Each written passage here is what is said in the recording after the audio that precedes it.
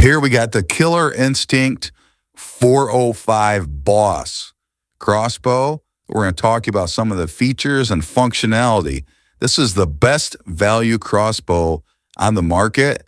So a lot of the bow hunters out there feel that we need to buy the most expensive, the fastest crossbow out there. But let me tell you, I had a Barnett crossbow that was 15 years old, and I shot a huge buck a couple years ago. But I didn't want to upgrade mainly because I wanted something more compact.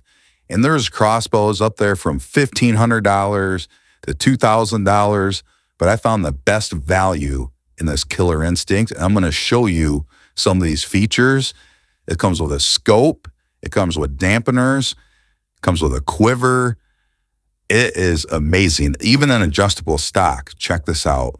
So you can see here, it has the dampeners here to keep it quiet, and it's really quiet. It also has one right here to kind of stop that string. Comes with the scope as well, and it's illuminated. Then you can adjust this to your shoulder, and all you got to do is just pull this up and slide it out. So it's got 4 notches that you can stop it in right here in the top.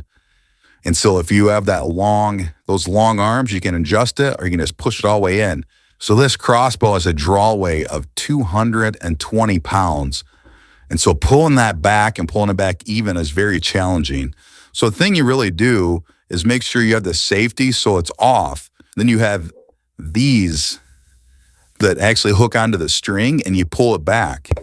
And what you do is you pull it back from underneath here. Right there's where the rope goes, and you pull it back and you cock it. It is pretty powerful to cock. But I tell you, the power of this, wait till you see this arrow and how hard it hits. So you can see the target. We're about 20 yards away. We're going to take the camera and put it up there. So here we go. We're shooting the broadhead right at it. Let's see how quick it goes. You can see that flew all the way through this. And it looks like it went in either right here, most likely right there.